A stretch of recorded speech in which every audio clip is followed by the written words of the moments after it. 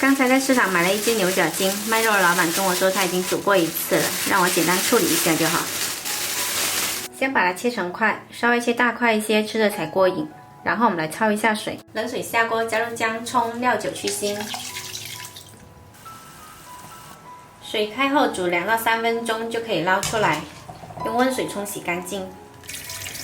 梅州最近是真的好冷啊，最低温度都零下1、2度了，大家注意保暖哦。天气冷都不想去煎煎炒炒的，今天我们用高压锅来做一个懒人版的牛角筋。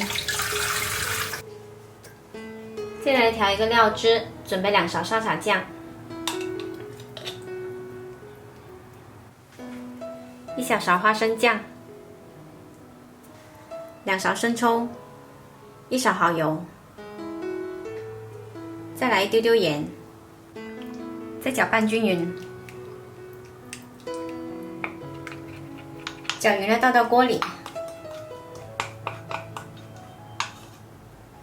拌一下。搅拌好了之后呢，我们来加1碗开水，用装酱料的碗来过一遍开水，别浪费了。倒到锅中，水不需要很多。加入1块冰糖，2块陈皮，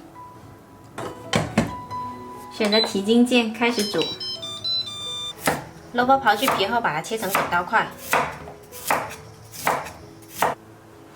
切好的萝卜加少许清水，先煮软，来一点点盐调味。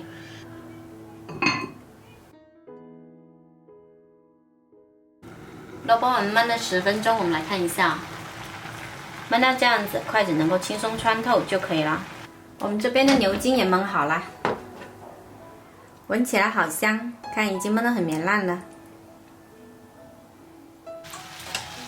再舀到砂锅跟萝卜焖一下，这样子呢既好吃又保温。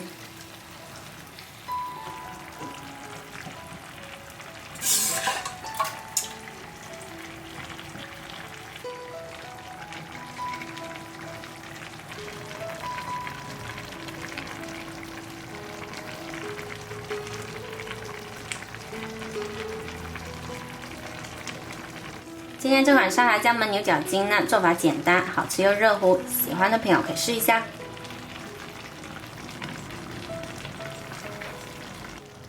我是小坏，喜欢我的视频记得关注我哦。